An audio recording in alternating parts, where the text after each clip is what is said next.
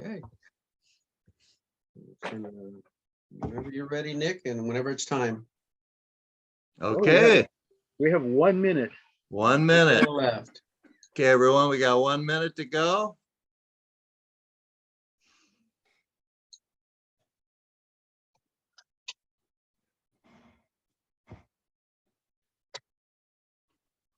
And we're so glad all of you are here.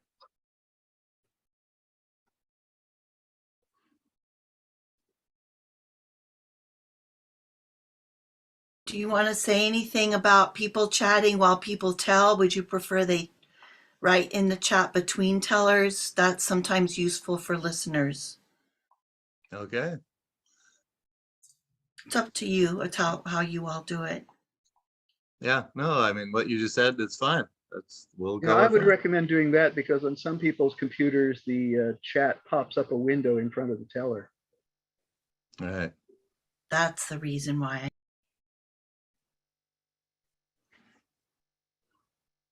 All right, so everyone, please follow that advice when after the tellers share their story. If you wish to say something in chat, just put it in the chat in between the tellers, so you can focus on the tellers while they're telling.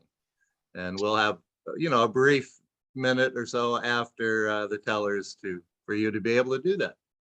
And then please, if you would, mute yourselves unless you're telling. All right. So can you mute everyone too, Andrew? Well, I can mute them all one by one. Oh, you can't. There is a way to mute everyone. Yeah. Yeah, so everyone, please mute yourself. Hi, Adrian. Hey, Adrian's here. Great. Oh. Ed, you're muted.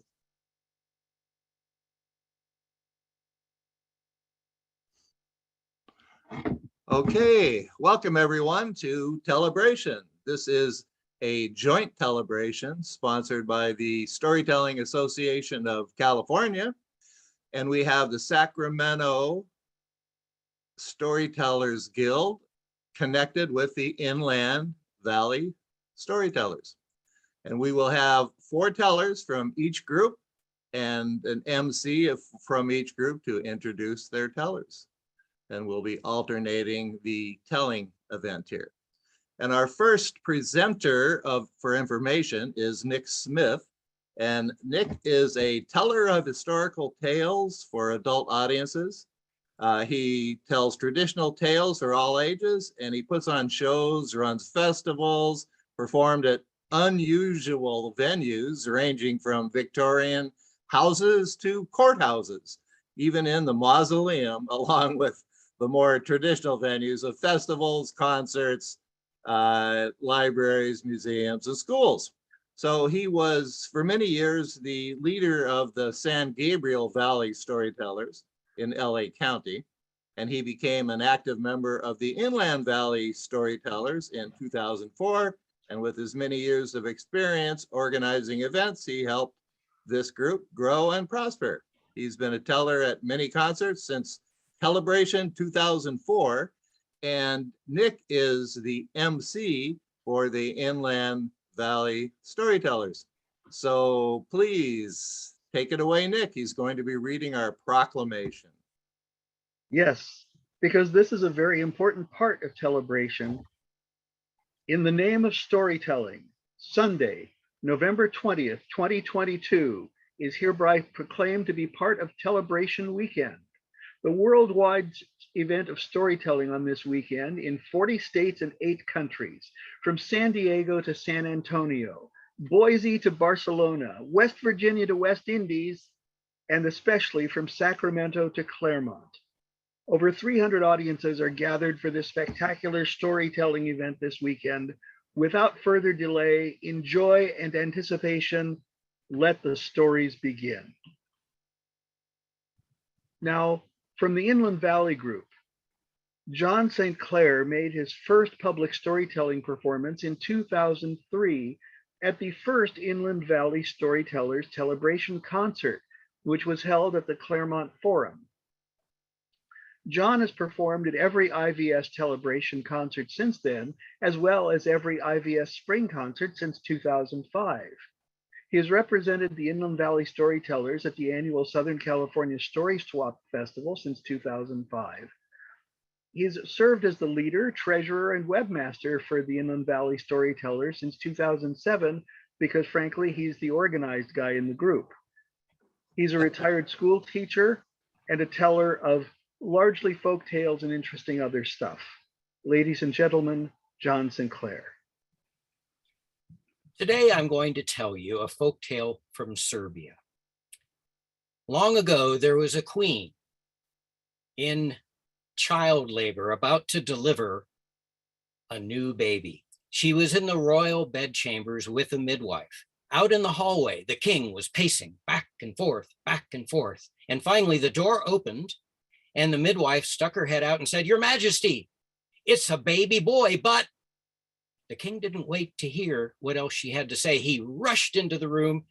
His wife, the queen, was holding the baby and smiling and saying, "He's a beautiful baby boy." But the king didn't wait to hear what else she had to say. He took the baby from the queen, held it up high, and smiled and said, "What a beautiful, healthy looking baby boy." Now, the baby was all wrapped up in blankets, and the king was curious as to whether he had any hair, because some babies do and some babies don't. So he removed the blankets from the baby's head, and he was shocked. And the midwife said, "Now, Your Majesty, don't worry. Sometimes things like this happen. He may grow out of it." Well, what the midwife was talking about that the baby might grow out of were two very large ears on the baby, kind of like donkey ears sticking straight up. The king said, "This is horrible. This can't be. People will make fun of him. They'll laugh at him. How can he ever have respect when it's time for him to become the new king and take my place? We've got to do something." So the king and queen plotted out a plan.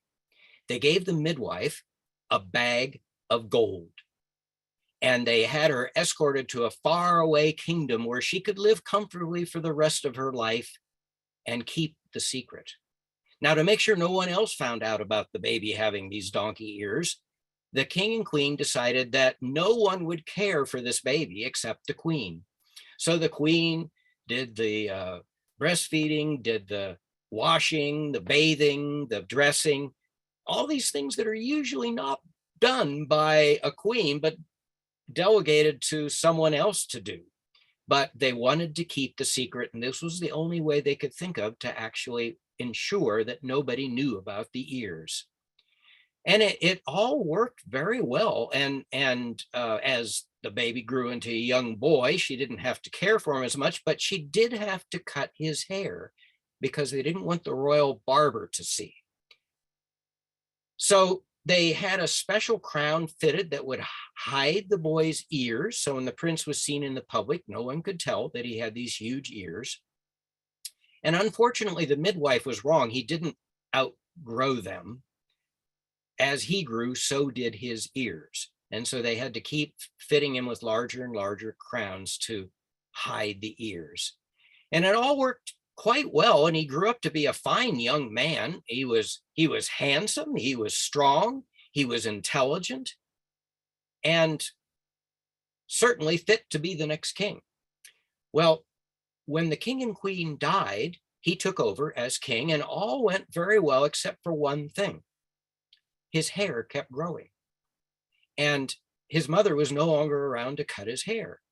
So the king finally decided that people would start talking about his long hair if he didn't get a haircut. So he called the royal barber into a private room, and he took off his crown, and the ears popped out, and the barber was surprised, but he didn't say anything. And he cut the king's hair, and when he finished, the king said, "Now, do you notice anything unusual about me?" And the barber said, "Well, I couldn't help but notice, Your Majesty, that you have the ears of a donkey." The king picked up his sword and chopped off the man's head. He quickly called for guards to take the body and the head out in the forest to be buried. Well, this happened again. About 4 or 5 months later, the king needed to have his hair cut again. They had found a new royal barber who was cutting everybody else's hair in the royal court. And when the king ordered him in to cut his hair, the same thing happened again. And this kept happening until there was only one barber left in the whole kingdom. And this was an old barber way far away from the palace in that far out reaches of the kingdom. And on the day this barber was summoned to go to the palace to cut the king's hair, he was sick. The old man was sick. Now, he had a 13-year-old apprentice, a young boy who he had been training. And so he told the boy, you go cut the king's hair. And the boy said, am I ready to cut the king's hair? And the old man said, yes, you've learned very well. You'll do a fine job. Just take your barber tools and go do it. So the boy did, and he took off for the castle. It was an all-day's journey. And when he got there, he told them he had come to cut the king's hair, and the guards looked kind of sad because they had seen many barbers enter the palace. They had never seen one leave. And so the boy was admitted in, given a place to spend the night. And the next day, he reported to the king and said, Your Majesty, I'm here to cut your hair. What? A boy? Are you capable of cutting a king's hair? And the boy said, yes, I'm well trained. My master barber said I could do it. And so the king took him into the private room, took off his crown. And when the king's ears popped out, the boy smiled because it reminded him of an old folktale he had heard about warriors who every time they'd do a brave act like slaying a dragon or rescuing a damsel, their ears would grow a little bit. So he thought it was kind of cool. And he cut the king's hair and he did fine. And the king said, now, do you notice anything unusual about me? And the boy said, no, Your Majesty, I think you look great with your haircut. And the king smiled and said, that was the right answer. Now, if you can keep our little secret, you can keep your head. But if you ever tell anybody about my ears, you're going to lose your head. And so the boy said, no problem. Have you ever tried to keep a secret that you couldn't tell anybody in the world? It's not easy. And it took a toll on the boy, which was so sad. The king grew to like him because sometimes the king would actually talk about problems he was having in the kingdom and ask the boy's advice. And the boy was very truthful and thoughtful. And the king really liked this boy and felt he could trust him. And the boy wanted to, deserve the king's trust. So he kept the secret, but he began to get sick. When you hold something in like that, it eats away. And finally, he was bedridden. And his friend, his mentor barber, made the trip to the castle to visit him and ask him what was wrong. And the boy said, I have a secret I can't tell anyone. And the old barber said, well, you can tell me. You can trust me. I can keep the secret. Oh, no, said the boy. If I tell you, we'll both lose our heads. Well, nope, said the old barber. That's okay. Don't tell me. But you could tell the priest. No, said the boy. Can't tell anyone.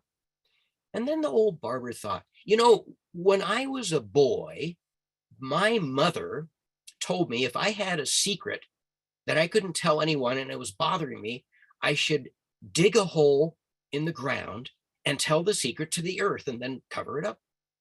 And the boy thought, well, that might work.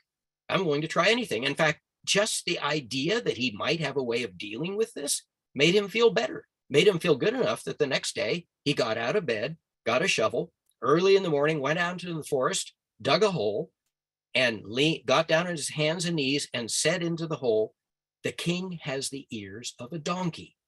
And then he covered it up. It was magical. Suddenly he felt like a great weight had been lifted off of his shoulders. He felt better already. And he got back to the castle, and half the time it took him to get out there to dig the hole.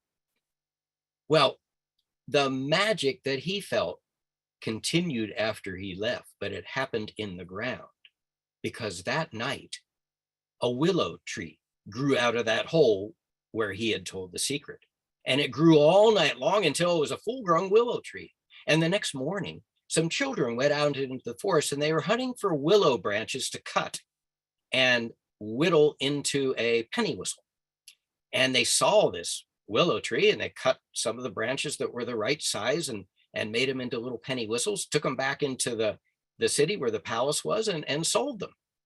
The only thing is that when you blew on these penny whistles, it didn't play a little tune, it sang a song.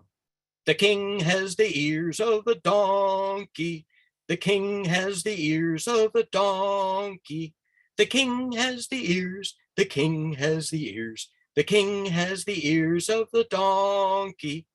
Well, the king was sitting at his window and these songs were coming up through his window and he was hearing this and he was furious. He told the guards to go get the barber and he had the barber brought to him. He said, "How could you do this to me? I trusted you. You broke my trust. How could you betray me like this?" And the poor boy said, Your Majesty, I didn't tell anyone. I swear I told no one. What I did is I dug a hole in the forest floor and I whispered the secret about your ears into the ground and covered it up. And that made me feel better because it was too much stress for me to keep this secret without telling something. And I thought it was safe to tell it into the ground. The king said, "Show me."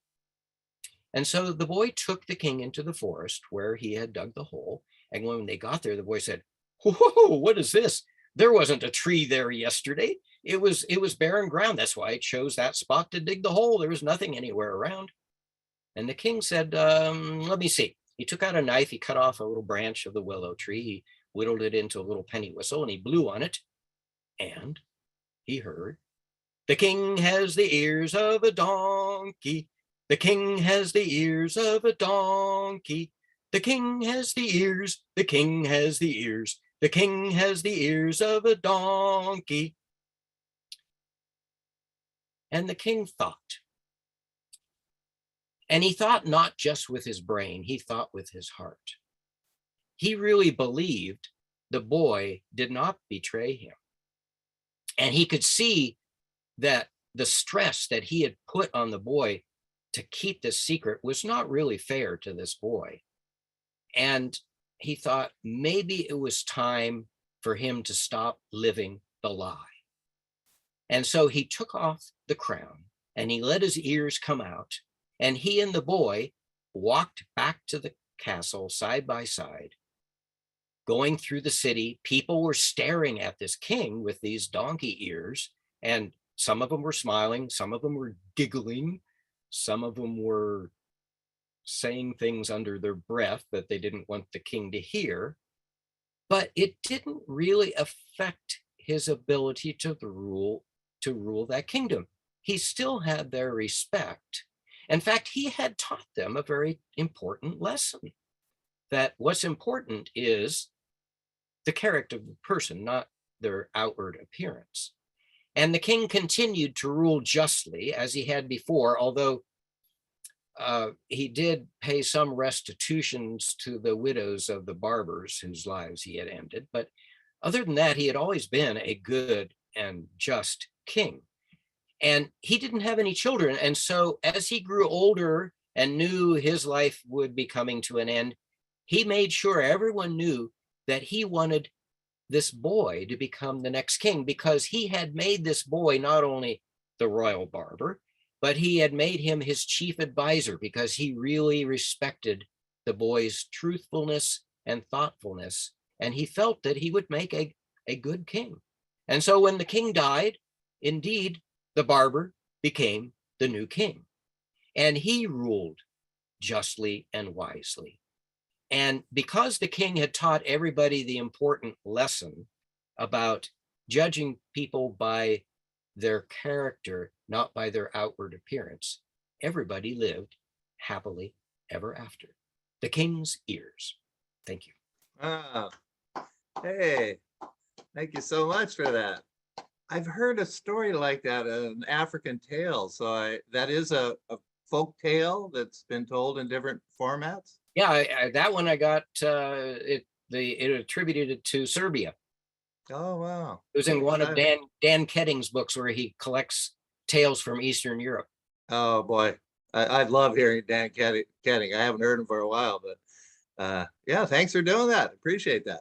And I was intrigued right from the beginning about, what they're going to do with these donkey ears. And then that idea of keeping a secret. And once the secret came out, you start thinking about, oh, okay, secrets. What secrets have I kept? I'm going to think about that a little more. Thank you so much for a well-told story and a great way to start our event. Okay, so our next storyteller is Linda Kennedy from the Sacramento Storytellers Guild. And Linda is an old friend. She has performed as a regional teller up at the queen of festivals, the Sierra Storytelling Festival. And for 11 years, she was the MC of the open mic up there and helped discover a lot of really great storytellers. She had a tandem group that I just heard at a potluck she put on at her house. And we had about 15 storytellers and listeners there, and it was a wonderful event. Now, Linda also has told stories with, she volunteer with the Women's Empowerment Program of Sacramento, where she used stories to encourage the previously homeless women to discover their own journey through story and to be in charge of their very own next chapter in their lives. So Linda's done a lot of important work in the storytelling field, and we are very pleased to have her as part of our Sacramento Storytellers Guild. Thank you so much, and welcome, Linda. Thank you. This is a few weeks early, but this is what I wanted to tell today. Over the river and through the woods, to grandfather's house we go. Now, when Tom and I woke up that Christmas Eve morning and saw there was another foot of fresh fallen snow, we knew it was going to be a marvelous Christmas when the family arrived. Oh, the fun we were going to have. The first to arrive that day was our son, Patrick, and his wife, Susan. And as Patrick carried in their things and put gifts under the tree, Susan brought in a tower of Tupperware full of all of her wonderful home-baked goodies. She went into the kitchen and took things out of that Tupperware and filled Christmas platters of all of her wonderful little things, from fudge to candies and breads and everybody's favorite little jam tarts. Not long after that, our daughter Jancy and her family arrived. The grandchildren, Ethan and Katie, they rushed in and quickly gave us hugs because they couldn't wait to get back outside and start building their very first snowman. Jancy walked in holding 2 home-baked pumpkin pies, but when she got to the kitchen and saw all those platters of Susan's treats, she said, "Where am I going to put these?" Well, the refrigerator was already full of all the ingredients of our traditional menu. And so she said, "I don't have any place for these, Mom." And I said, Jan, with that snow outside, I bet you anything the garage is colder than the refrigerator. Take them out there, but put them up high enough so that Chelsea, our lab, doesn't help herself to an early Christmas dessert. And so it was. She went outside. She came back in and she said, "Mission accomplished." Well, the rest of the day was just as we had planned. There was a village of snow people built in the front yard. We got the sled and snow saucer down off the wall in the breezeway, and they carved out a trail down behind the house, sledding and having so much fun. Of course, there were the snowball fights, intermittent breaks for hot chocolate. In the evening, we all gathered around the dining room table. We enjoyed our favorite recipes of our traditional meals we'd done for so many Christmases. We lit the candles that had been on our table since Tom and I got married in 1962. It was a wonderful evening. But by and by, we had to tell the grandchildren, Santa won't come unless you go to sleep. And so one by one, eventually, the family found their way up the stairs for their long winter's nap. Leaving Tom and I downstairs to turn off the Christmas lights, blow out candles, bank the coals in the fireplace. It was the night before Christmas, and all through the house, not a creature was stirring, except for my spouse. He said, "Linda, did you remember to put the batteries in Ethan's toy before you wrapped it?" I hadn't. I had forgotten all about it. He said, okay. He said, I'll go look for the batteries. And when we find them, we'll just put them in his stocking. And when he opens his gift, we'll help him assemble it. That will be great. Well, we looked high and low. We could not find that little Toys R Us bag that had the batteries in it. Before I knew it, Tom had his coat on. I said, where are you going? He said, well, I'm going to go to town to buy batteries. I said, look, it's after midnight. Nothing is open. We don't even know if the road has been plowed. It's 6 miles to town. And he said, I won't be able to sleep unless I know I tried. So I said, be safe. Well, about an hour later, Tom got back. He came in saying, good news, bad news. And I said, well, what happened? And he reached in his pocket and he pulled out a little bag and he said, the batteries, the AM market at the gas station had the batteries. And I said, that's great. So what's the bad news? He said, well, when I left, I did not put the garage door down. And when I pulled in, I remembered you girls talking earlier about the pies going out in the garage, and I've looked for them. They're gone. I think a raccoon came and got them. And I said, wait, Tom, are you telling me that you did not take the pies down off the top of the car before you left? And his answer was, and so it was. He turned around and started for the door. And I said, now where are you going? He said, well, I'm going to go search for those pies. That is when I grabbed my coat. I said, I would not miss this for anything. So it was. We bundled up, got in the car, and we drove that 6 winding miles down the highway to Highway 49 down below, looking for those pies, and they were not to be found. We get to the bottom near Nevada City, and I said, Tom, this is a good place to turn around. It's time to go home. He goes, no, we're going to go buy new pies. I said, but it's 1 o'clock in the morning. There is nothing open. And he says, I won't be able to sleep unless I know I tried. And I said, okay, let's go on to Grass Valley where there's supermarkets. Well, we're going down 49, and then we see off to the left in bright neon, the store, Lucky Store. It says it's open 24 hours. We drive over there. There's no cars in the parking lot. We look inside. There's nobody there. I said, let's go home. But he says, no, look right across the street. Bright neon lights again. It says Bumbleberry Cafe, fresh pies, open 24 hours. We drive over there so excited, this will be it. And we get there.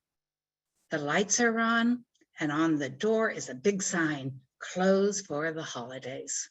I said, okay, let's get on the highway. Let's go home. He goes, no, look, across the street on the other side of the freeway. He sees Denny's Diner, bright neon lights, open 24 hours. I said, you know, they're closed. Well, I won't be able to sleep. And I said, okay, let's go.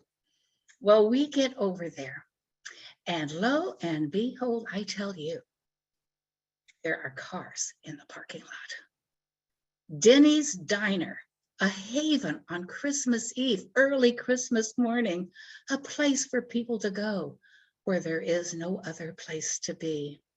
We can see through those beautifully painted Christmas windows of snowmen and Christmas trees. We can see people sitting in their booths, most of them alone. We can see the waitresses with cheerful faces refilling coffee cups. And Tom says, I'll go in. He was gone a few minutes and he comes out with a bag. I said, well, what happened? He said, I went in and I said, do you have pies? And they said, well, did you place an order? And he said, well, no, because, and they said, well, all we have are frozen pies. But if you want them for your Christmas meal later this afternoon, this evening, they'll be ready. He said, great, I'll take two pumpkin pies. And then he took that bag and he sat it on my lap and he backed out and we drove home. Now, going back up that winding 6 miles, we didn't talk to each other very much. We were probably both thinking about what could have happened to those pumpkin pies that Jancy had put on top of the car. Do you remember these words? He was dressed all in fur from his head to his foot. His clothes were all covered with ashes and soot, and a bundle of toys he'd flung on his back. He looked just like a peddler opening his sack. His eyes, how they twinkled, his dimples, how merry, his cheeks were like roses, his nose like a cherry, and his droll little mouth was drawn up like a bow, and the beard on his chin was as white as the snow. The stem of a pipe he clenched tight in his teeth, and the smoke, it encircled his head like a wreath. He had a broad face and a round little belly that shook when he laughed like a bowl full of jelly, short and stout, a right jolly old elf. And I laughed when I saw him in spite of, oh my gosh, I laughed when I saw him get out of the car and carefully take those precious pumpkin pies out of those Denny's boxes and put them up on top of the car. Oh, you know, I saw Santa 3 times that night. The first Santa I saw was a devoted grandfather in search of batteries. The second Santa I saw was a loving father in search of those pies. And then the other Santa I saw looked just like my husband, who took my hand in his and he whispered, shh, let's go in quietly so we don't wake everybody up, for they might think that Santa is here. Over the river and through the woods, it's grandfather's cap I spy. Hooray for the fun, is the pudding done? Hooray for the pumpkin pies.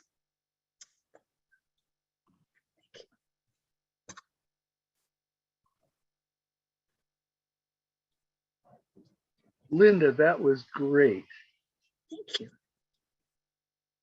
It's always so much fun to hear a true Christmas tale that people have lived through. And I'm sure we've all lived through something at Christmas that's worthy of putting into a tale, but that one was just a delight. Well, we move down on our agenda here and having our next teller ready. Our next teller is Adrienne Lowry. She's been telling with the Inland Valley Storytellers for over a decade, but she's been telling stories before that because she first got into that role when she had to tell stories while still working on her graduate degree. And I know that she's been attending storytelling events for probably 20 years and doing things of the storytelling variety here and there. And I know that she also helps people craft stories in her academic and editorial work. So, ladies and gentlemen, let us turn to our next teller, Adrienne Lowry.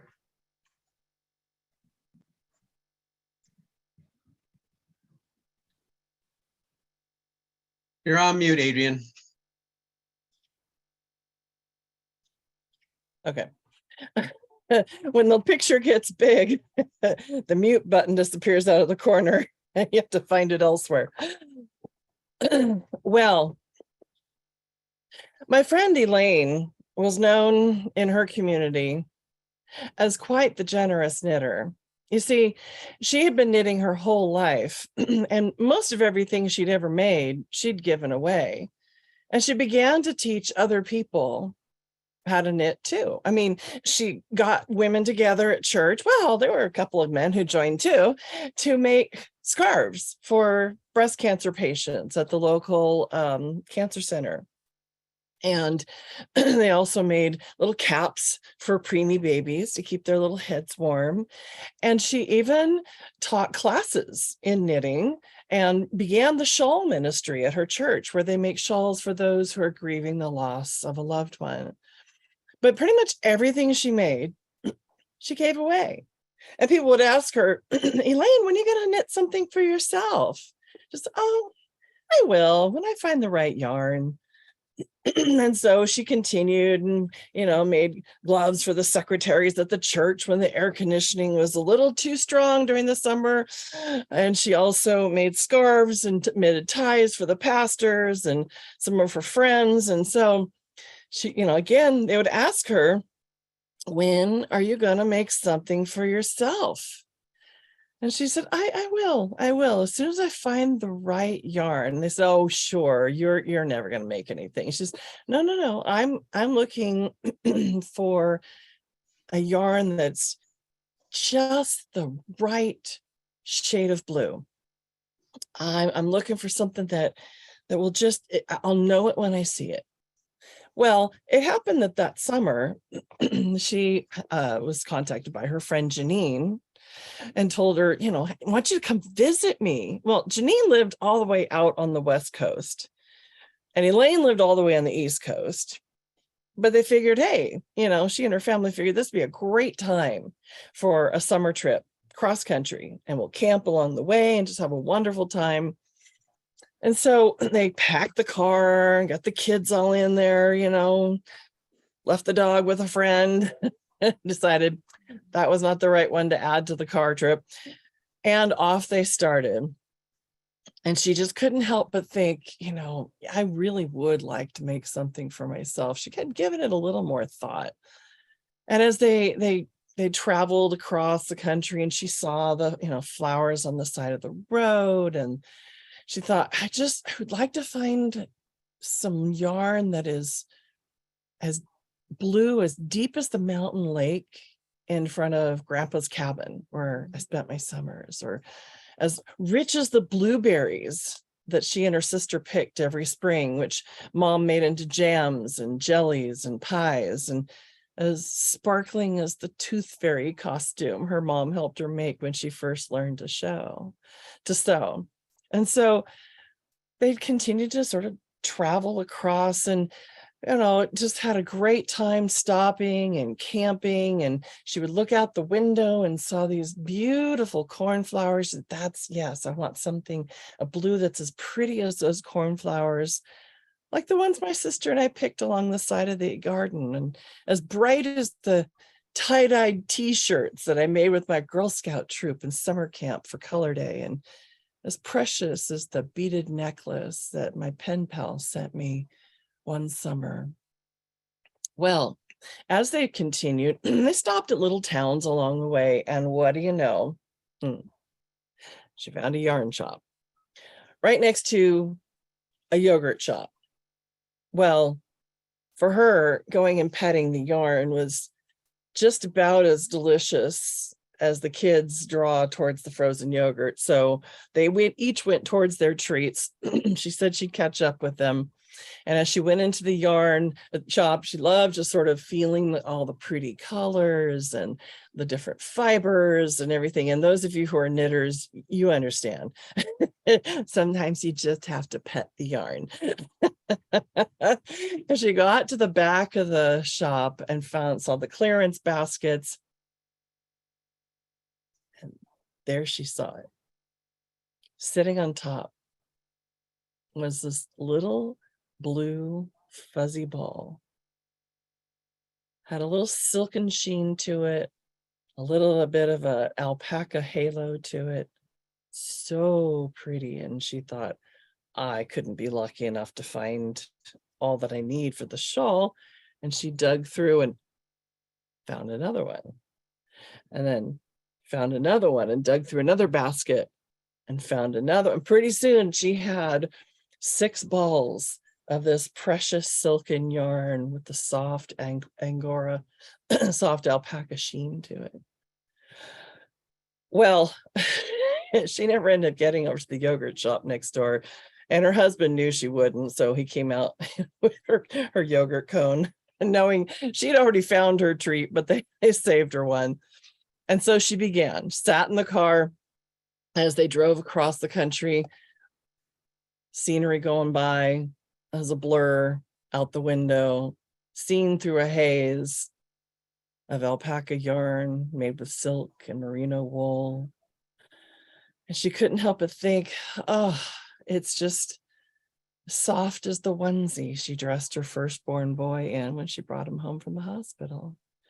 And as smart as the first car she bought with her own money, a little Datsun B210 tin can. And as floral as the Delft pottery she brought home from Holland on the first time she traveled outside the country, and when she was in college. And on she went. They went across the country, camped along the way, scenery going by. She knitted happily along, and they got to a beautiful swimming hole. And the kids, of course, were calling, come on, Mom, come swim. And she was happy sitting in the shade. And the shawl grew and grew in her lap, blue and dimensional, as dark as the center of the pond where her kids plunged from the tree swing, and as flashing as the trout that swam by in the deeper shaded pools, and expansive as the wide Montana sky they drove through as they headed their way west. Well, soon enough, they ended up in Seattle, where Janine lived, and she was just biting off that last row and tucking in the ends as they drove up to Janine's house. And she noticed all the balloons and the streamers and things. And she looked at her husband and said, "Don't you remember? It's Janine's big 5-0. That's right. She had completely forgotten. She was so excited to see Janine, she had forgotten that the birthday was part of the package. Well, they got out of the car and she took the shawl and folded it neatly. And as they walked up the walkway, Janine was so excited to see Elaine, and they hugged, and Elaine gave her this folded silken lace bundle. She said, I'm sorry, I didn't have a chance to wrap it for you. And Janine unfurled it. It's so beautiful. Oh my goodness. It's so shiny and soft. And she put it around her shoulders. She said, "Oh, I love it.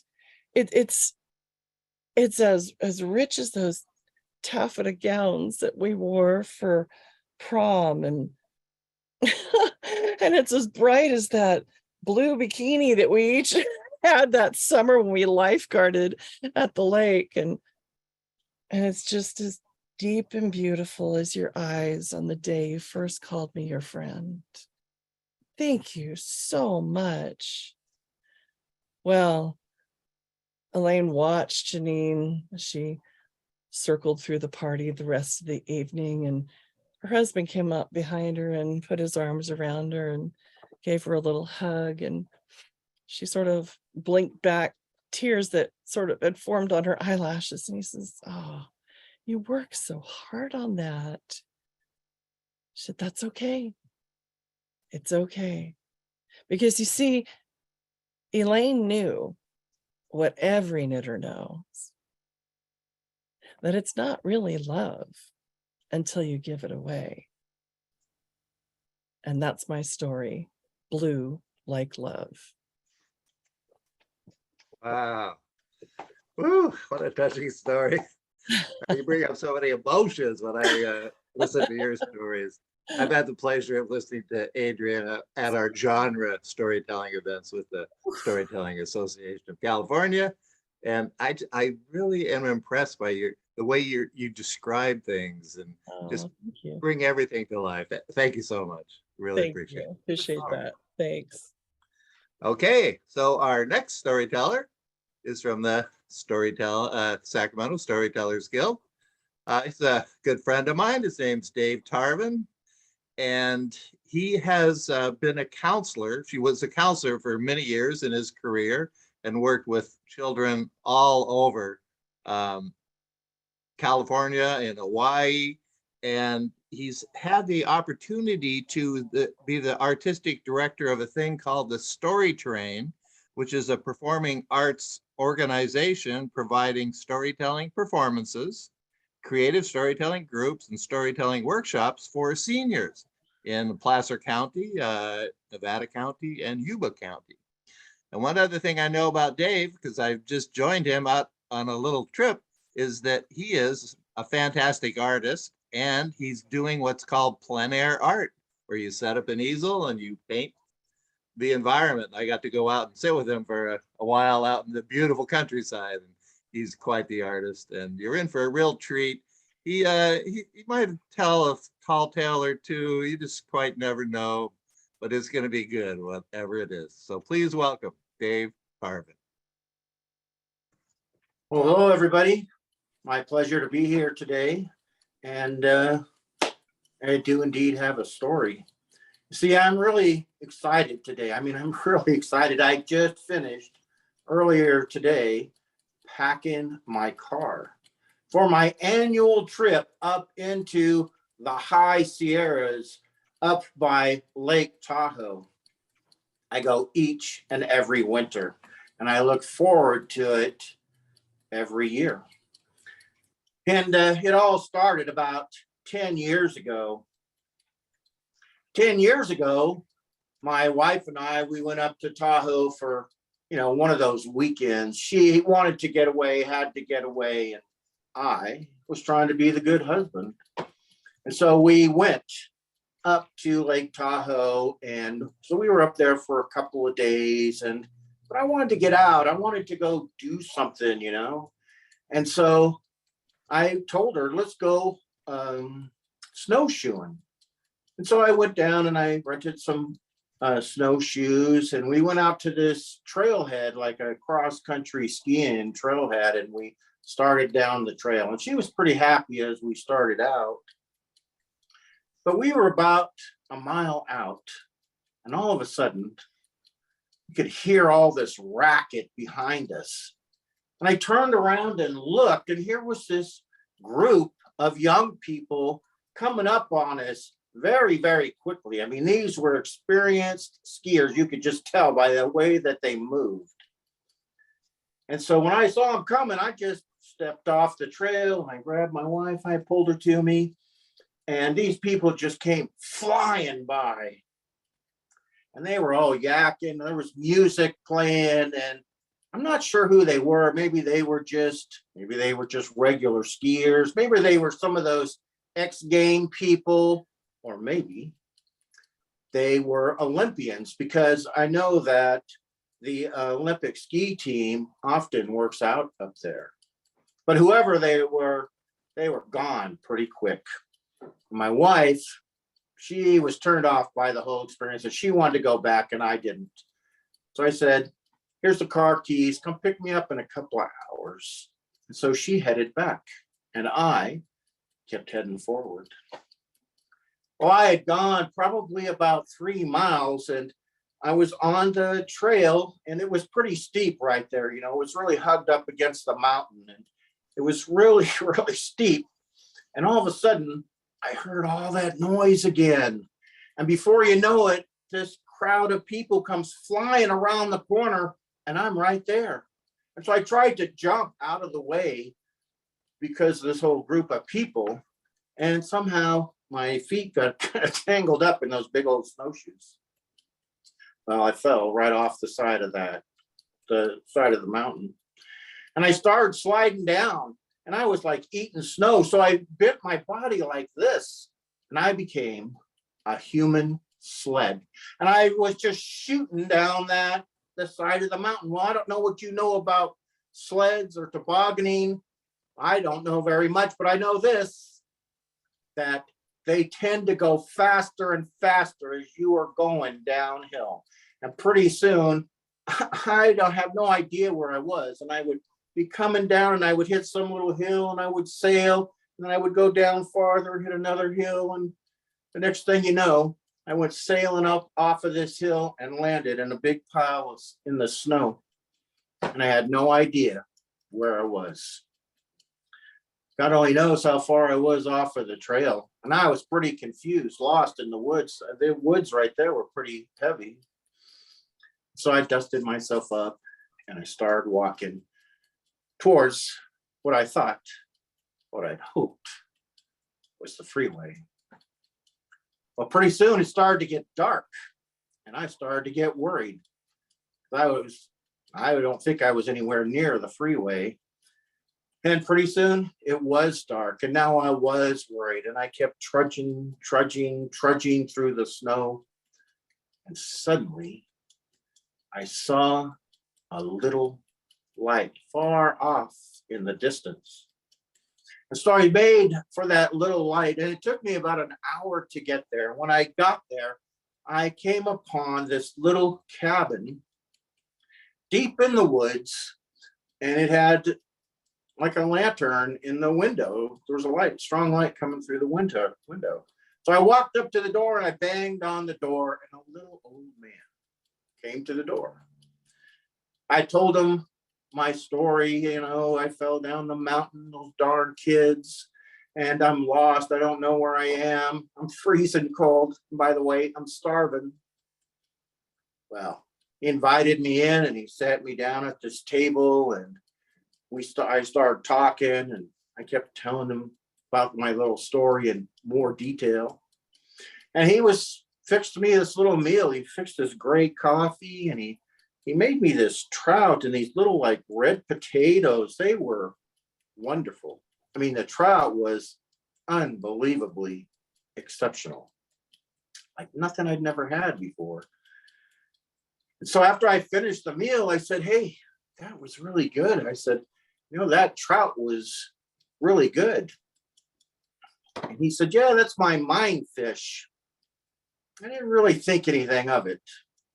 And so we talked for another hour or so, and he showed me this little cot, and I went to sleep, and I slept like a baby. Well, the next morning I woke up to coffee brewing on the little stove, and I could smell cooking smells coming from the stove. And I got up and I sat down at the table, and again, he was cooking fried trout, bacon, little red potatoes, strong coffee. So we had breakfast. When we were done, I mean, I was done. That was a great meal. But I again told him, I said, "Man, you are a great cook, but I got to tell you, that fish is phenomenal."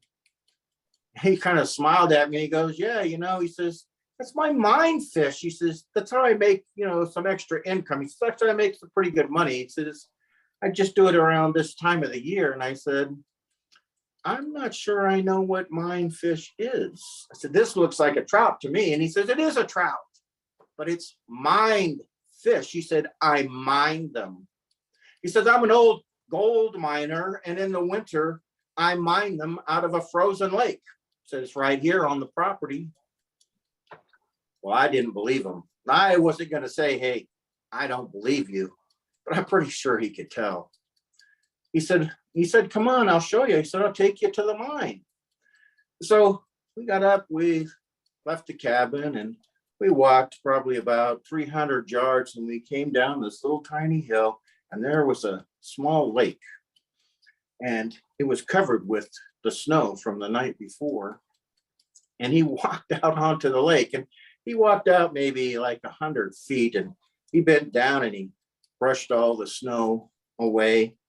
And there was this little piece of plywood with like this leather thing on it. He opened it up. It was like some sort of latch. Anyways, when he took off this piece of plywood, you could see these stairs that were actually carved right into the ice, and they went straight down. And he said, "I got a lantern down there." He said, "Just follow me." And he actually walked up and started walking down the treads on those stairs, and he disappeared. And I thought, what the heck? So I followed him down those stairs. Now it was dark down there.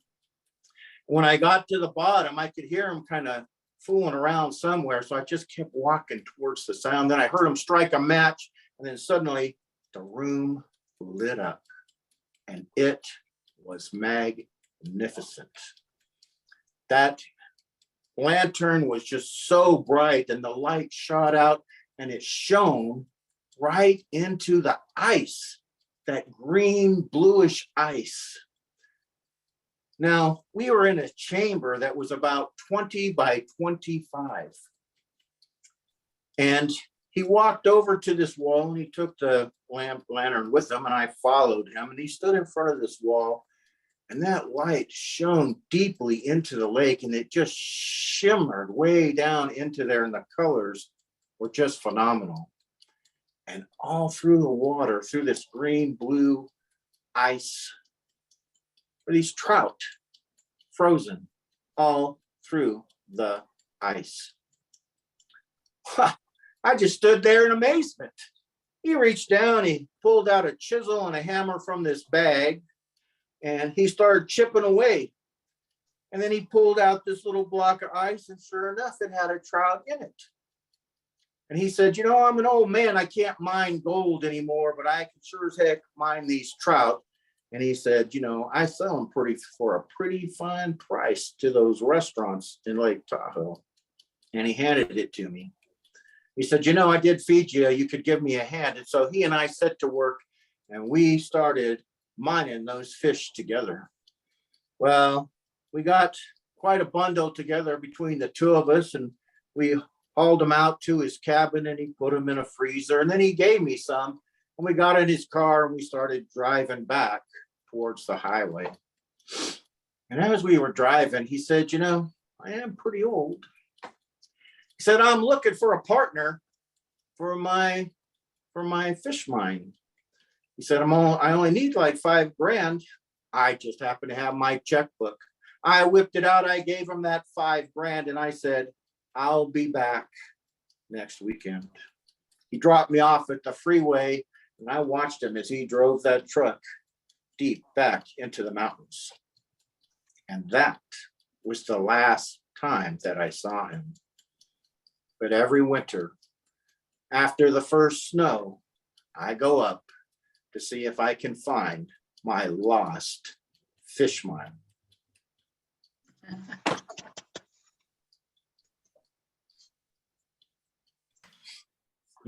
Yay! Bravo! That was one of the best shaggy fish stories I've ever heard. Oh, it's a true story. Well, of course still it have is. You some of couldn't those make fish in something the like freezer. that up. David, that was a great story. I'm glad you're able to share that with us. That was my pleasure. Well, next up is one of our Southern California tellers. And Ron Chick is one of the busiest storytellers you've ever seen, because he's involved in all of the storytelling groups for many miles around, and some that are farther than that, because he's been actively involved with storytelling as far away as Texas. And he's also a proud grandfather, and he's been introducing his grandson to storytelling at our Zoom meetings. And his grandson sits on his lap and participates by watching and listening to the storytelling and wearing interesting hats, but that's another part of the story. Ladies and gentlemen, I introduce to you the storyteller, Ron Chick. Well, several years ago, I thought I tell stories about all the major holidays except Thanksgiving. And I tried to find Thanksgiving stories. And there just aren't very many of them that aren't cooking disaster tales. But Karen Chase said, well, you know, you can tell stories about people who are grateful or generous. And she gave me this story. There was an old man named Wally Dodd, who was called Wally Dodd Gunje, or Wally the Bald. He made his living outside the big town, where he would go out into the wadi every day and cut grass. And he knew every stone of the great wadi. And he'd bring his grass in bundles back and sell it in the town for a few pennies per bundle. With those few pennies per bundle, he would buy his simple foods, occasionally a new tunic or a pair of shoes. But when he had coins left over, where his pillow was a hole. And he would drop the coins down into a jar that was there, as his father and his grandfather had done before him, against the day he could no longer work, if that day ever came. And he noticed one year that there was a different sound as the coins dropped. And one night he went to put in 3 pennies and realized there was no room. He had reached the top of the jar. And so the next day, instead of going out and cutting grass, He dug up his floor and pulled out what turned out to be a very large jar. He poured out of it pennies after pennies after pennies after pennies. It must have been his great-great-grandfather. Who knows how long it had been good tradition in that family.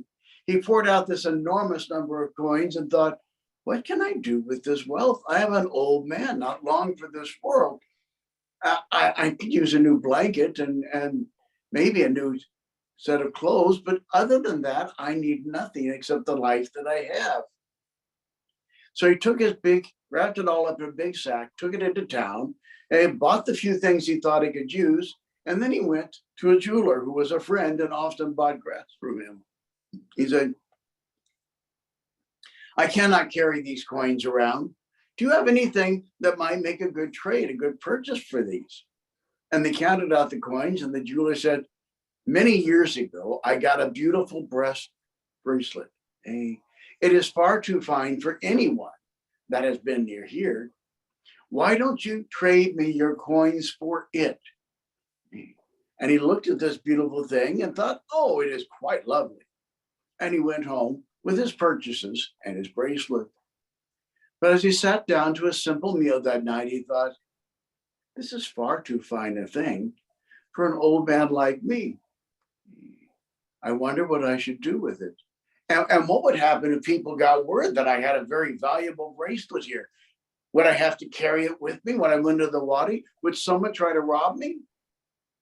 And so he went to a friend's house who was a great merchant and traveled throughout the Middle East. And he said to the merchant, you've been to many of the great houses. Do you know of a princess who would be deserving of this fine bracelet? The merchant thought for a moment and said, yes, there is one princess, the princess of Kyrgyzstan, that is beautiful and kind and generous, and that would look fine on her wrist. Well, he said, please take this with you on your journeys and present it to her. And if she asks who it was, just say it was a man who admired her from afar. And so time went on. In due course, the merchant arrived in that city. He begged an audience with the princess and gave her the bracelet. And she looked at this bracelet that was as fine as any as she had ever seen in her royal life. And she said, come back tomorrow and I'll have an answer for you. She went to her father and said, look at this beautiful bracelet. I do not know who it's from. It's just some admirer from afar. The king said, we can't have that go unanswered. Let's make a fine gift to send back for this admirer of yours. And so when the merchant returned the next day, there in the courtyard were 3 camels laden with beautiful cloths and silks.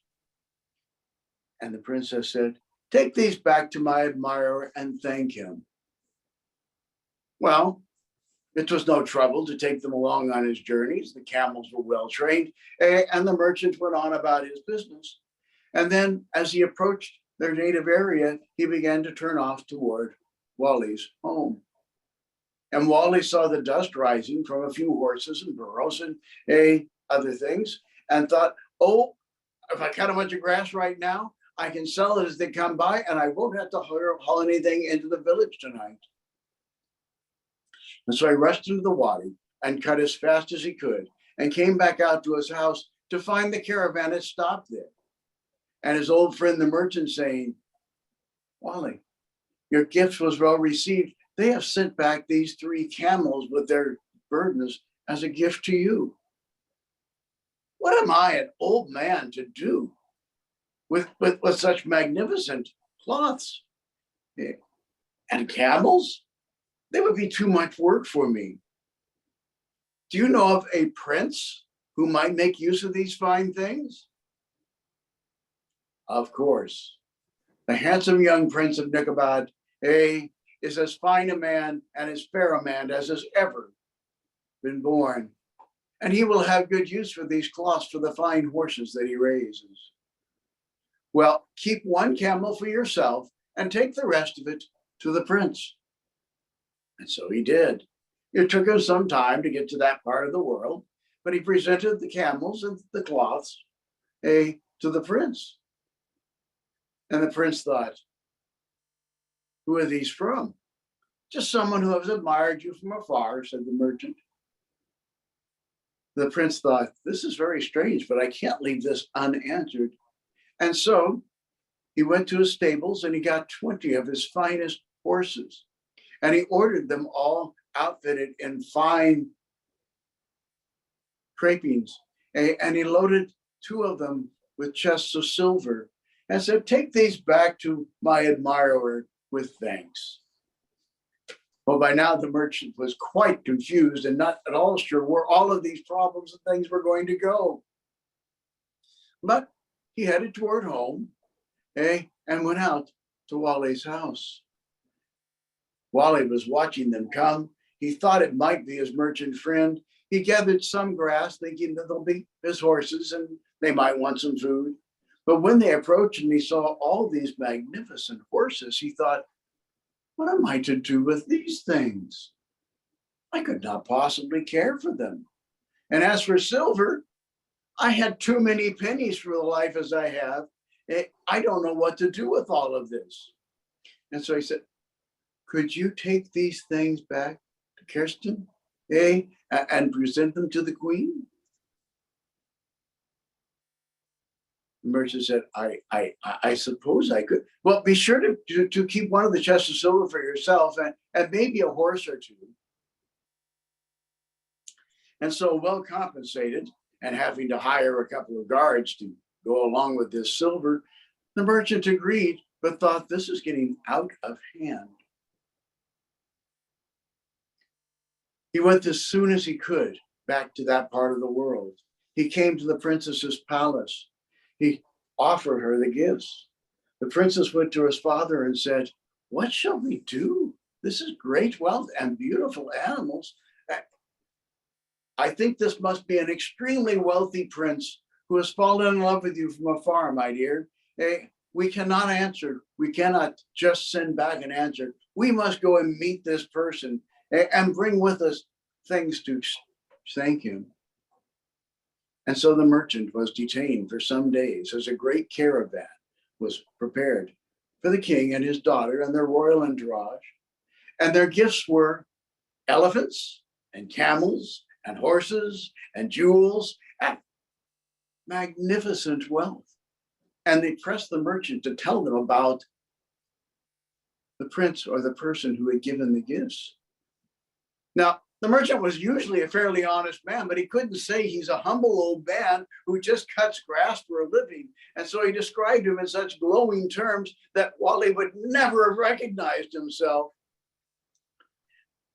As they make the several days journey toward their home, he thought, this is awful.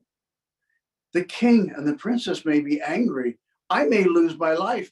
Generous, kind Wally may lose his life. I don't know what to do. And so when they were just one day's journey away, he went to the king and said, I don't think it's fair to drop in on Wally without preparing him for your visit. May I go on ahead? You stay here a day. And they agreed that was fair.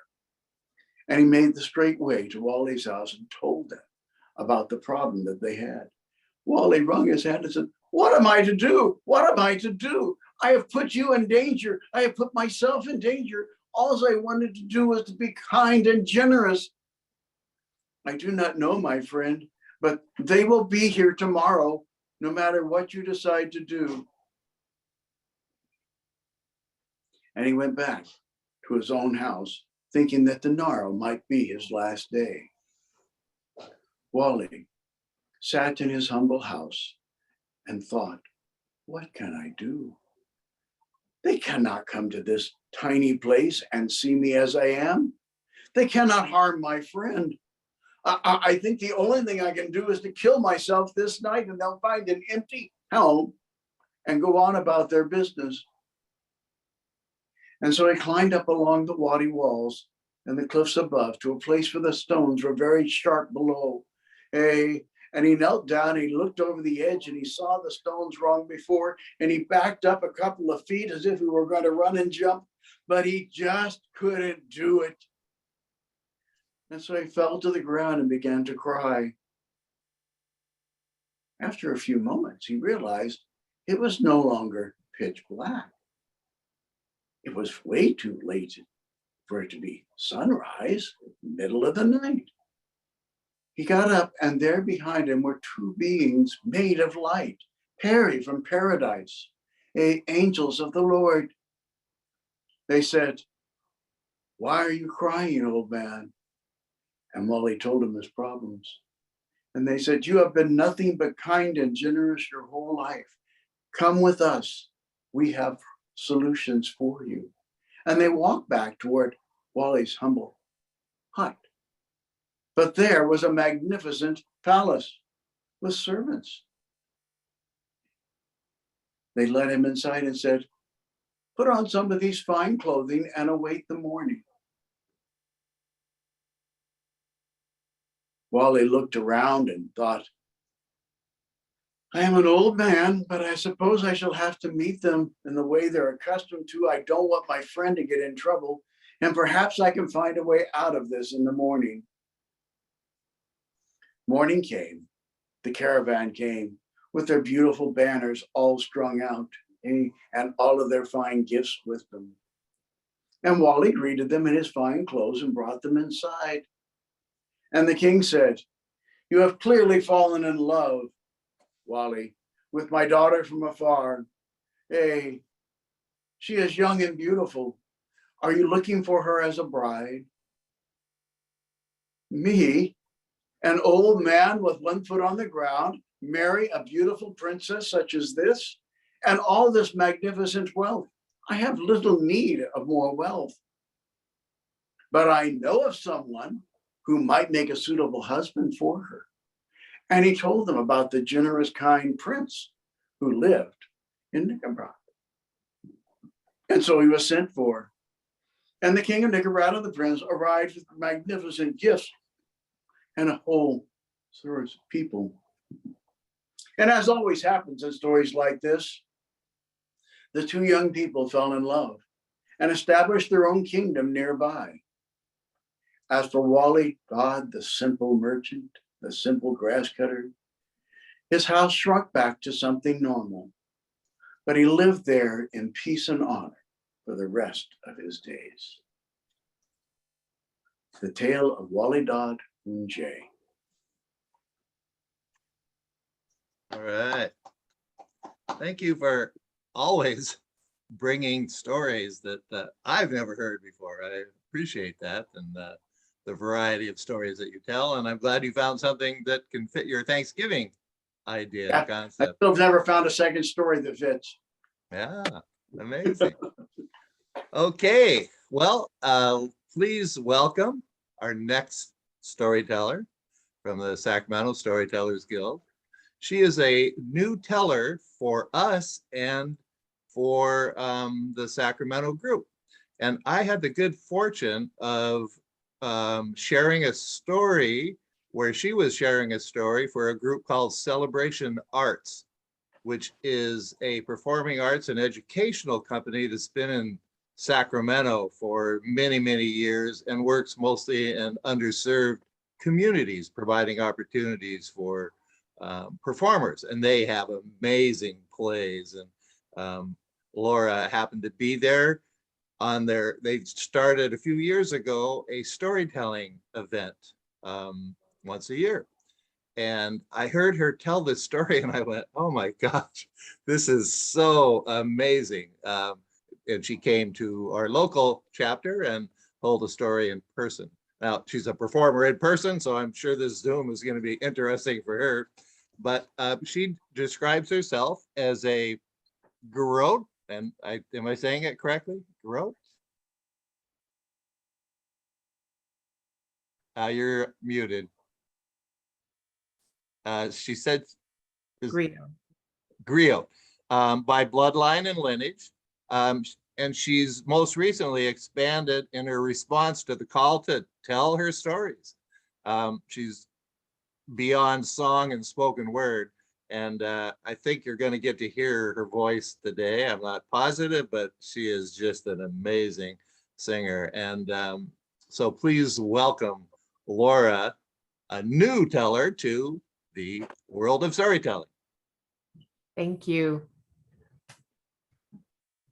Mm, mm, mm,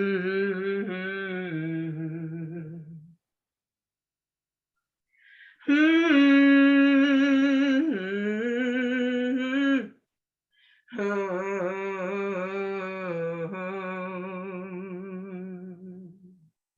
Sister, you've been on my mind. Sister, we're two of a kind. So, sister, I'm keeping my eye on you. I bet you think I don't know nothing but singing the blues. Oh, sister, have I got news for you? I'm something. I hope you think that you're something too. Oh, Scrufflin', I've been up that lonesome road and I've seen a lot of suns going down. Oh, but trust me, no low life's gonna run me around. So let me tell you something, sister, remember your name. No, Twister, gonna steal your stuff away, my sister. We sure ain't got a whole lot of time. So shake your shimmy, sister. 'Cause sugar, I sure is feeling fine.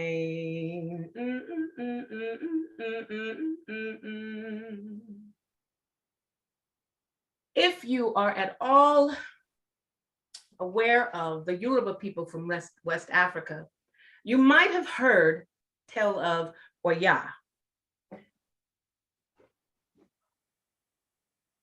Oya?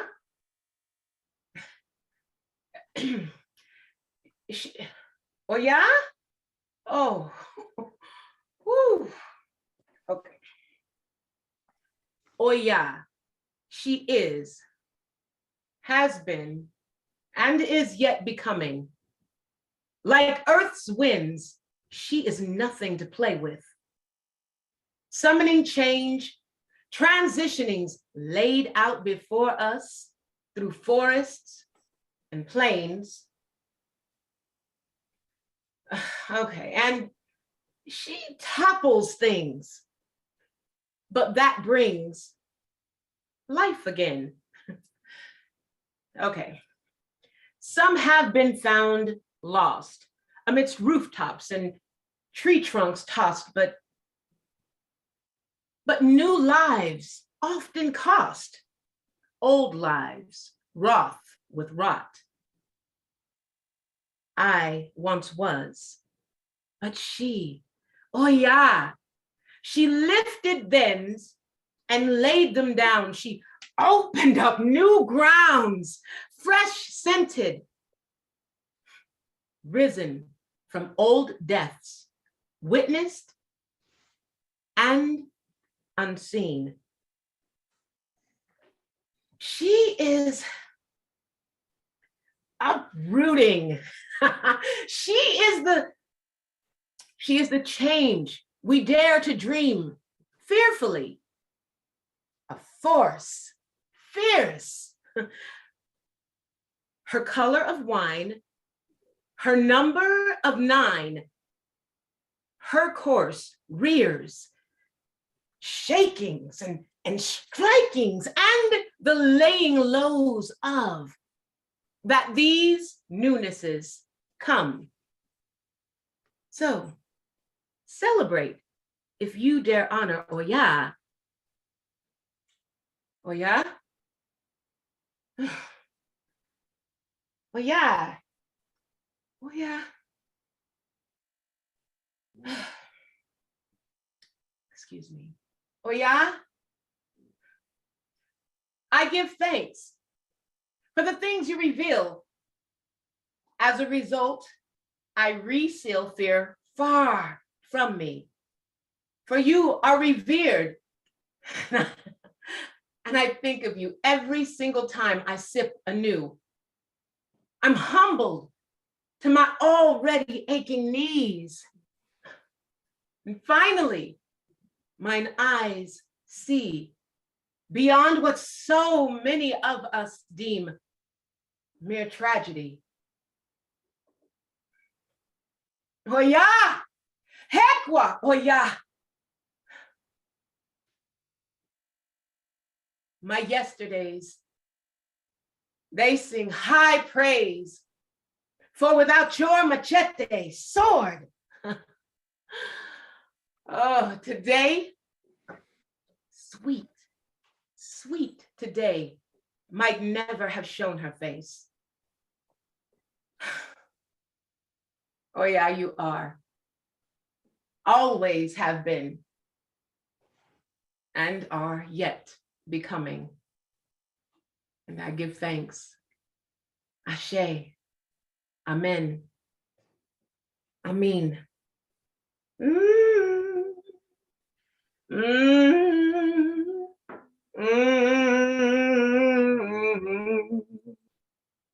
Thank you.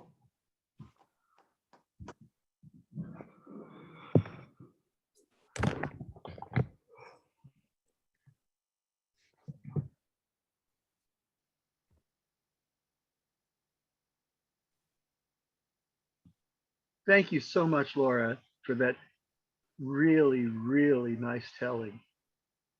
I love the way you blended the music and the traditions and just the visual arts and the sound of your voice together. And I hope you keep working on this and doing this kind of thing more. And I hope the technology part didn't scare you too much. So we're about to welcome our fourth teller from the Inland Valley Storytellers. And Angela Lloyd has been doing this for quite some time. You may have encountered her involving things like the LA Music Center or the National Storytelling Network, where she was given the Circle of Excellence Oracle Award 9 years ago. She's currently the chair of the Youth Educators and Storytellers subgroup of the National Storytelling Network. And she's been involved with different aspects of storytelling, but the thing that I found most interesting is that she's been teaching children about storytelling for many years as part of what she does. And she's managed to convert that to an online format, so she no longer has to commute from way out into the desert into Los Angeles to teach them, but she's still doing that. And I promised not to talk about her days on the Barbary Coast, so we're going to start now. Ladies and gentlemen, Angela Lloyd. I can't wait to hear about the Barbary Coast. Hi, everybody. What a lovely group of stories we've heard. The instrument I'm holding in my arms is called an auto harp. And if you look at it like this, it could be a piano that's being moved out of an apartment that somebody shrunk small so you could hold it in your arms like a baby. Like a baby.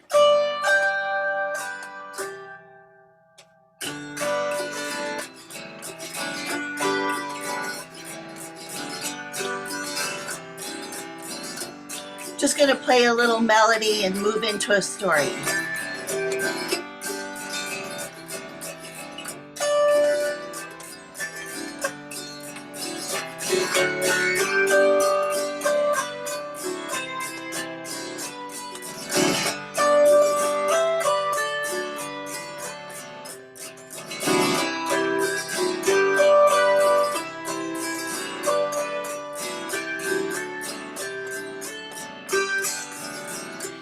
I was at my school on Friday. That's 2 days ago. And they're getting ready for Grand Friends Day. next Tuesday. And we often put up world maps in the classroom and ask the grandparents and grandfriends to show us where their families hailed from. And so on Friday, when I was with the 4th and 5th graders, I shared a song written by a local Los Angeles-based singer-songwriter. Everybody say that word. Songwriter. Ross Altman. And he wrote this melody. It's called Dance the Moon. Well, people say there's a land of plenty far across the golden sea, where you and I can live in freedom. There we'll raise our family. We'll dance the moon across the sky. There our children will be born. Say farewell, for we are leaving early in the morning. Early in the morning. That chorus is going to come around again, so I'll line it out. You can stay muted and you can join in, okay? We'll be digging for gold, not Brady's potatoes. If we fail, there's work at hand. Building a railroad won't be easy, but it's better than starving on the land. We'll dance the moon across the sky. There our children will be born. There our children will be born. Say farewell, for we are leaving. Say farewell, for we are leaving. Early in the morning, early in the morning. Early in the morning. Early in the morning.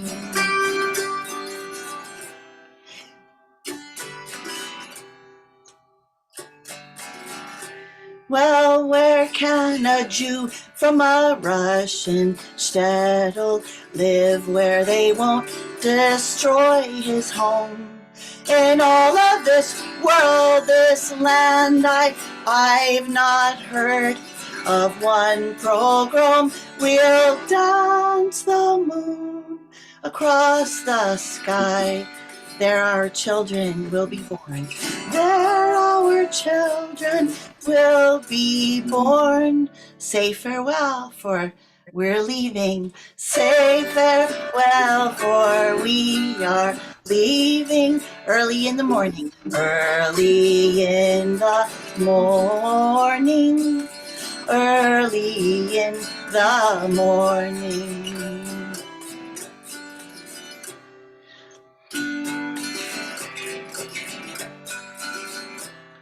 Well, there is a lady in the harbor. There is a lady in the harbor, carries a flame of liberty. In all of this world, there's no one like her. That is why you and me will dance the moon across the sky. There our children will be born. Say farewell, for we are leaving early in the morning. Early in the morning.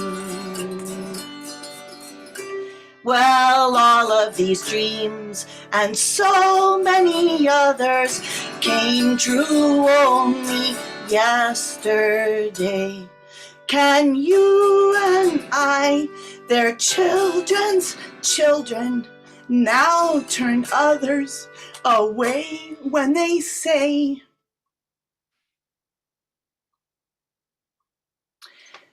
we'll dance the moon across the sky. We'll walk the desert sands tonight. Say farewell, for we are leaving early in the morning. Early in the morning. We'll dance the moon across the land. There our children will be born. Say farewell, for we are leaving early in the morning. Early in the morning.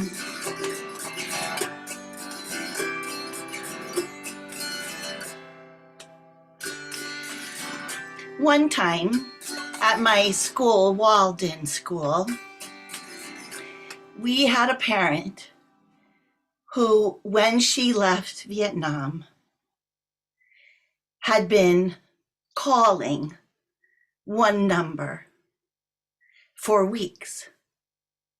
And finally, she had a call back. And then the person came to visit her and said, can you bring one bag?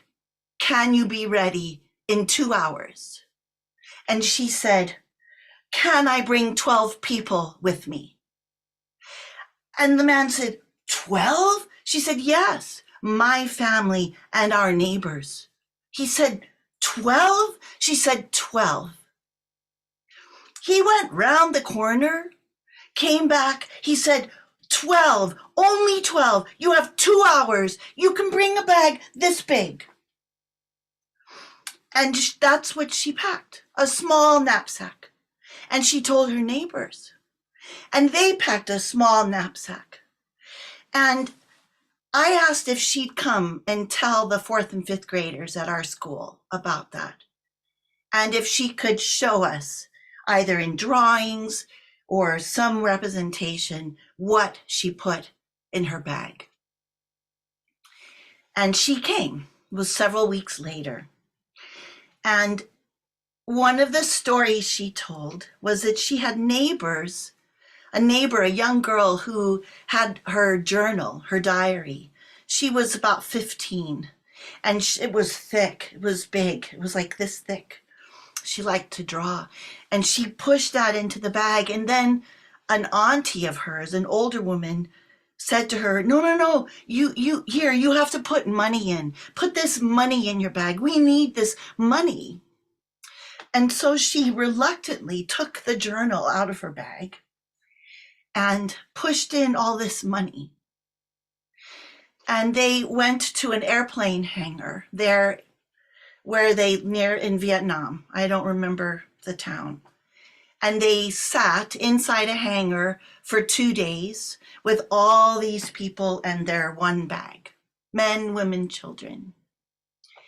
And then they flew in the night and they got off the plane. And I don't remember where they got off the plane, but they got off the plane. And again, they were in a hangar for 2 days waiting. And then they flew to Hawaii. And again, they were waiting. And then they finally came to San Diego. She said they arrived in San Diego around 3 a.m. And she said when they came down the stairs of the airplane, there were men and women there with smiles on their faces. And they were completely welcomed. They were taken to a large place. I don't know if it was a hangar or some other place. And they had fresh, hot coffee and sandwiches and cake. And she just couldn't believe it. That somewhere in this world, you could have this journey the way she did, and then be welcomed so lovingly and thoughtfully into this country. She lived here with her parents and studied, went to school, became a dentist, and both of her boys were at our school. And while she told that story in that 4th and 5th grade classroom, I went round the back of the children to the teachers. There were 2 teachers sitting in the back of the room. And I kind of put them on the spot, but just them, not in front of the children, which is not unusual for me to do. But I asked the teachers, I said, can we send the children home today with an assignment that they take 1 hour tonight as their homework. They have 1 hour to pack a small bag as if they were leaving home, and they bring that to school tomorrow. And the teachers said, yes, they're whispering.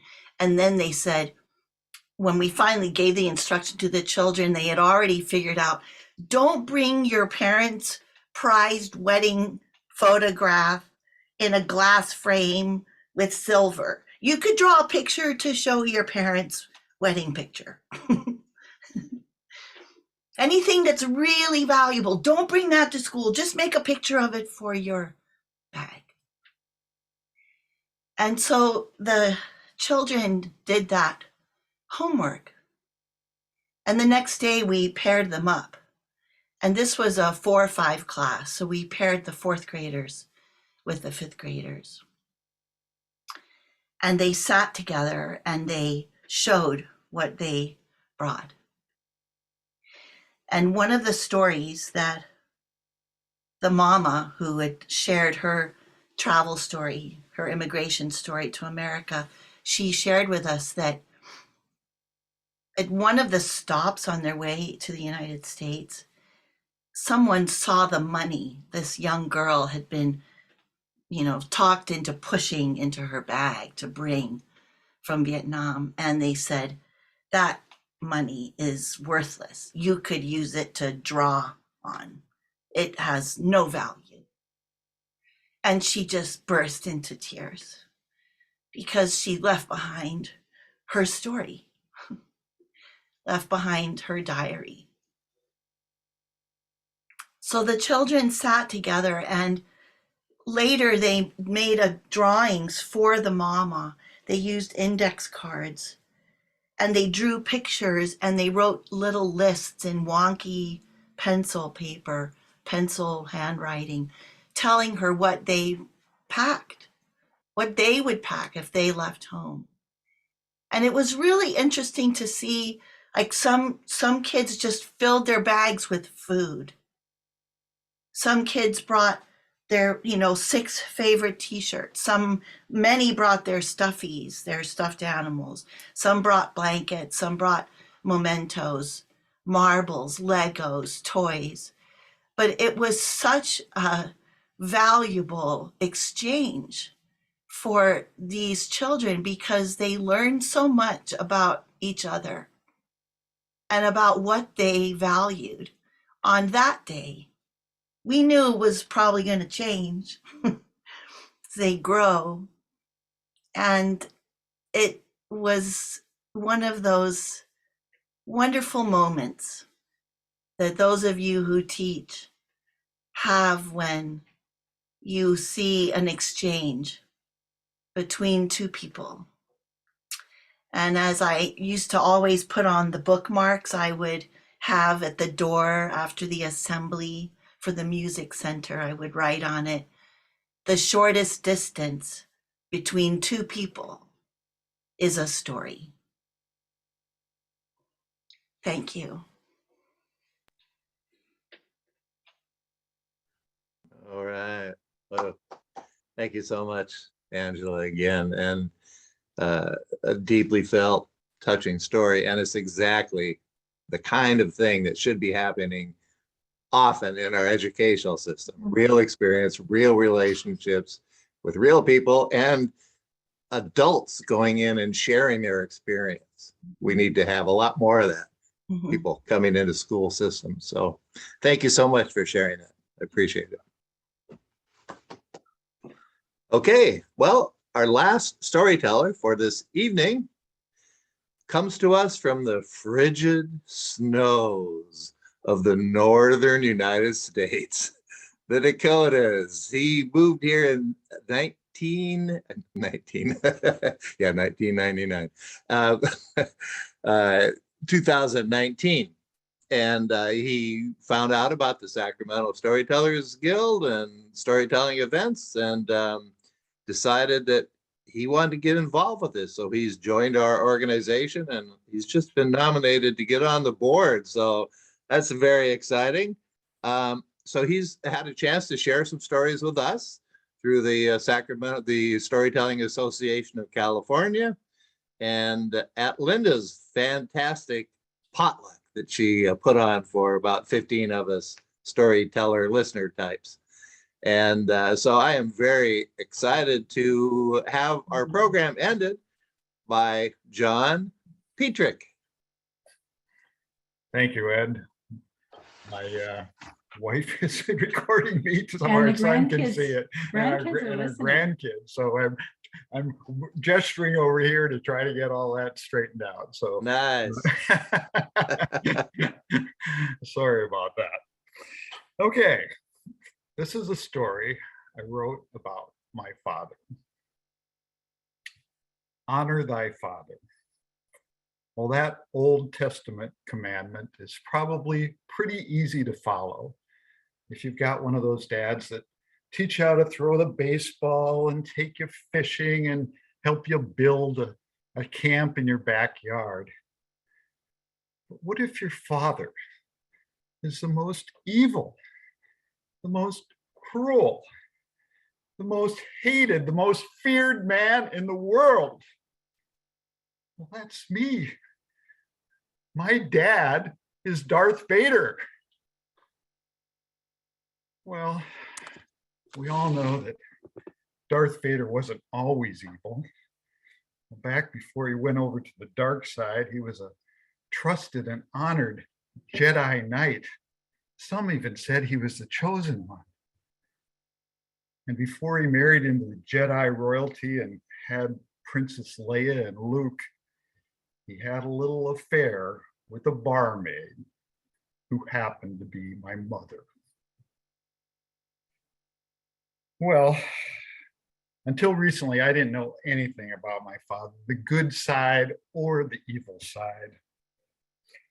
You see, to hide the scandal of this illegitimate child, the Jedi hid my mother and I in the most remote place they could think of, on a planet called Earth, on a farm in a place called South Dakota.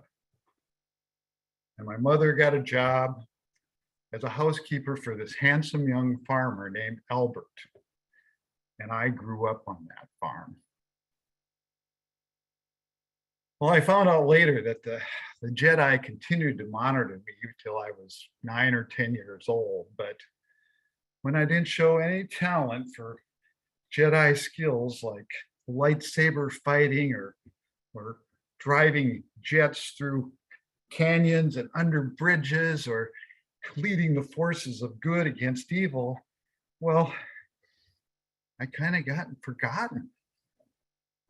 And my mom, she eventually married Albert, and they had a bunch of kids of their own. And Albert was probably a pretty good dad. He raised me like I was his own son.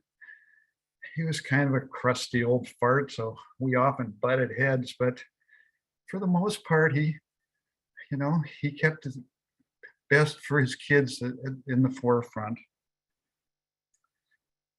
And of course, my real father was pretty busy during that time, raising Luke and Leia and fighting all these battles. So I can't really blame him for forgetting me. But what I can understand is how he became the greatest traitor in the history of the universe when he went over from a Jedi Knight to the dark side of the evil empire. But I guess that probably kept him busy too. And so I was just raised as American farm kid.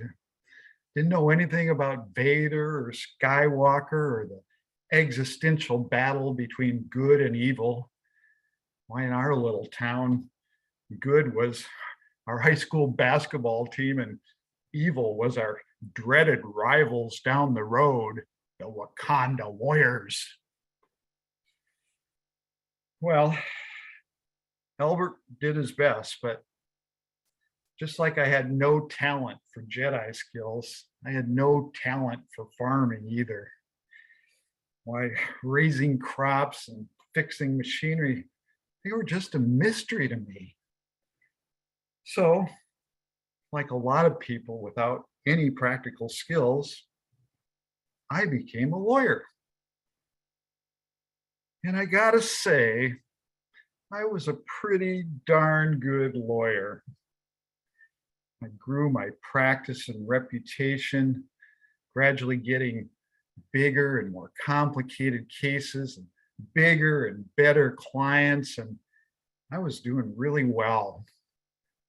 I got married and had a few kids of my own, and I was set. And then one day I got a phone call from some orphans from the planet Alderaan.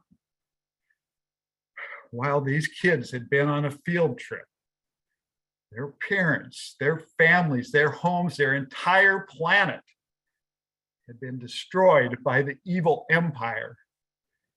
And they were looking for a lawyer to sue the evil empire to get justice. But this was going to be the biggest case of my career, the capstone of my career. The press all over the universe covered this. Well, after the usual several years of legal maneuvering, the case finally got to trial. And Darth Vader was the key witness. If I could get Darth Vader to concede, we would win the case. On about the 10th day of the trial, Darth Vader took the stand, and his attorney walked him through some pat questions, and he gave some pat answers about how he had no responsibility. And then it was my turn. And courtroom security had taken away all of his weapons and all of his shields. So it was just him against me, mano a mano. And he was the toughest and the most ferocious witness I've ever seen. Every question, every answer was a battle. But like any good cross-examination, I got him to admit a few minor points. And then I built on that to get him to admit a few other things. And you build until it was time to approach the witness with the ultimate question. Mr. Vader, you have admitted that you controlled all the activities of the evil empire. You have admitted that the evil empire had the capacity and the motivation to destroy the planet Alderaan. You have admitted, and other people have testified, that the starships of the evil empire were surrounding the planet and no other forces could penetrate that airspace. So tell me, Mr. Vader, how could anyone else but the evil empire be responsible for the destruction of the planet Alderaan? Why, you little, he slammed down his helmet. The whole courtroom gasped. Darth Vader looked just like me. the same round, bald head, the same crooked teeth. Why, even the moles on the side of the face. Whoops, wrong side. uh, Flabbergasted, I said, "You should look just like me." He sat down and he stared at me with a stare that penetrated my very bones. "Are you from South Dakota?" Surprised, I said, "Yes." "Then I think I am your father." He sobbed. I sobbed. We hugged and sobbed together. The other lawyer jumped up. "Objection, Your Honor. I move for a mistrial." The judge said, "Granted." And so I lost the case. I destroyed my reputation and my career. But I found my father.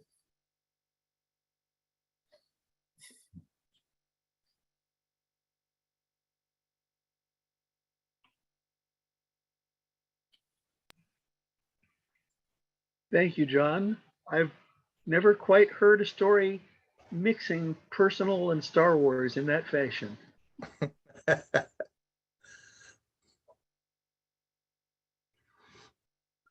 Well, I believe we've come to the end of our afternoon of storytelling, haven't we? Yes, we have. Well, thank you everyone for attending this joint celebration. It's been a joy of ours and a plan of the Storytelling Association of California to connect Southern California storytelling groups and Northern California storytelling groups. And there were two other pairings that happened throughout California here earlier this month. And we will continue doing this in the future. And we appreciate everyone who attended today. And we would, now we're going to open it up to any of our tellers first. Anything they would like to share with us about events they've got coming up. And then we are opening it up to the audience. So all the people here, please go ahead and unmute yourself. And if you have something you want to say, just raise your hand in the chat there and we will get to you.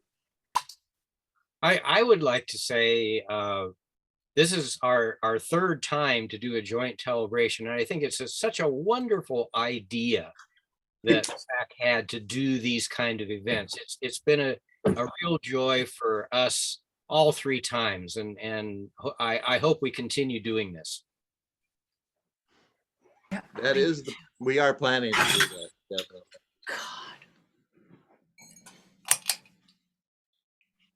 Anybody else want to share something or share an event that they've got coming up?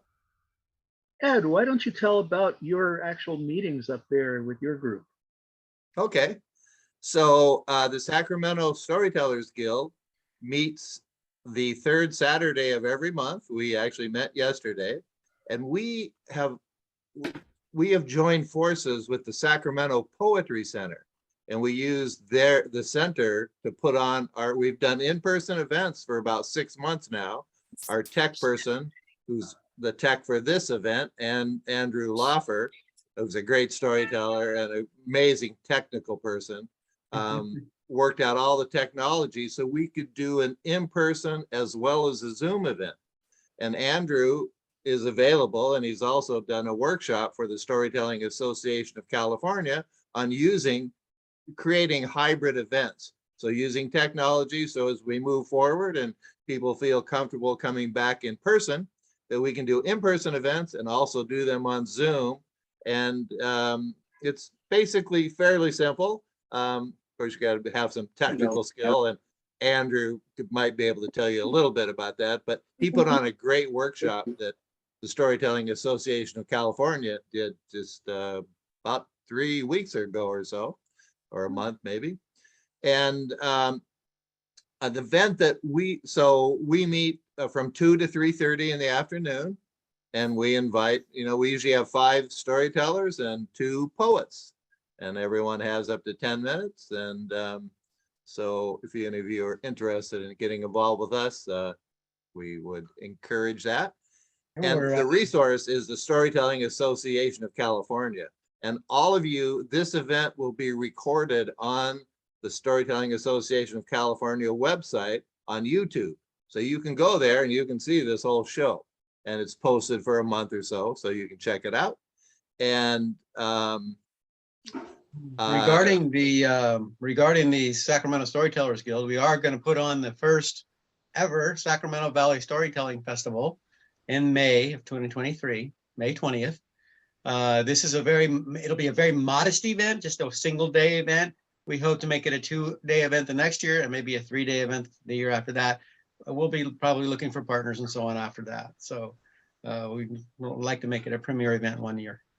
Right. And at this point, we have 3 tellers that are doing workshops and an evening performance. And those people are Willie Claflin, and then Claire Hennessy and Corey Rosen from the Sacramento area. Many of you, I'm sure, know them.